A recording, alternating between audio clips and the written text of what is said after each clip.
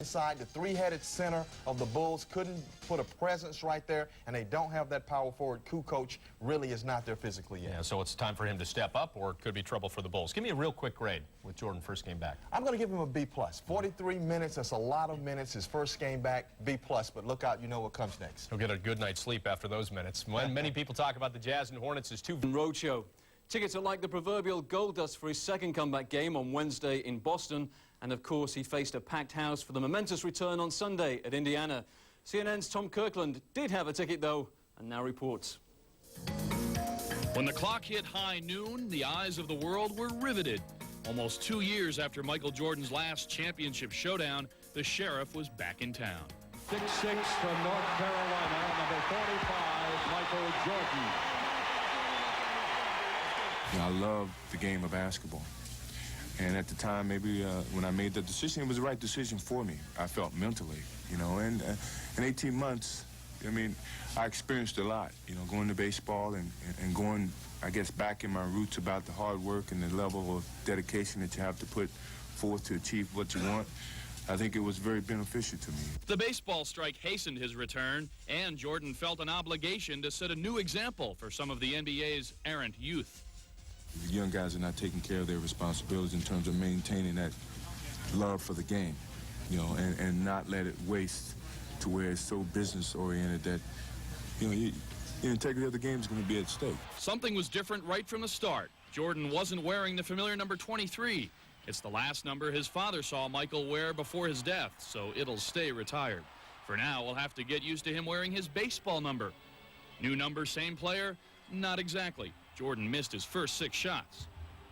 I missed a lot of easy shots, but, you know, that's timing. It's a lot of different things that's going to have to, you know, come into play. I thought Michael, who showed his brilliance tonight in many ways, you can certainly see that his shot was a little bit long all day long, or at least it wasn't right there, but played very good basketball for us, gave us a lot of impetus.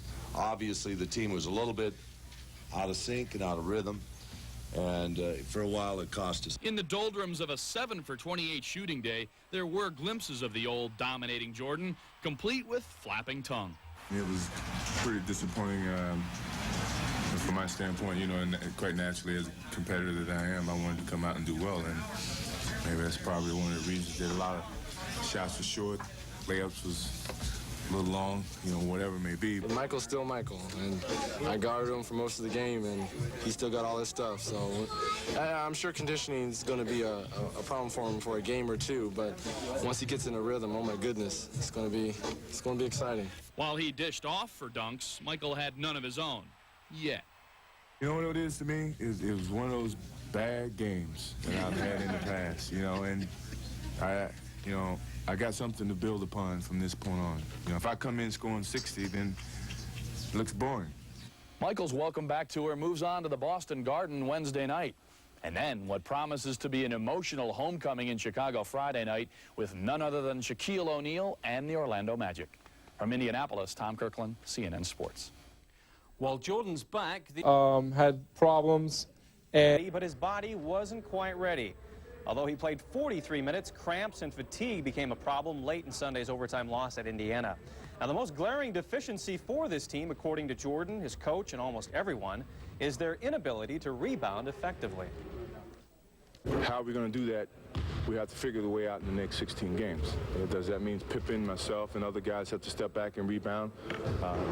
Or, you know, find ways of getting these other guys motivated to do it from their standpoint, the bigger guys. I think that's going to be the biggest key. But I think the biggest plus we have going for us is that, you know, I was there for him when he didn't have the nights that he had at that particular time. You know, and last game, I didn't have the night, and he stepped in and supported me. So we've kind of reversed roles, which I think is a part of his maturity, and I think that can be very helpful for both of us going down the stretch. He being Scottie Pippen, of course. Jordan's second game will be Wednesday in Boston Garden against the Celtics. Seattle is now clouded among allegations of cocaine use and cover-up, allegations vigorously denied by the Celtics and Miller's widow. It was against that backdrop that the Celtics raised Lewis's number to the rafters next to the other Celtic greats. And also against that backdrop that Michael Jordan came out firing. Jordan sank his first 6 shots from the field. He finished with 27 points as the Bulls ran up 124 points to 107 for the Celtics.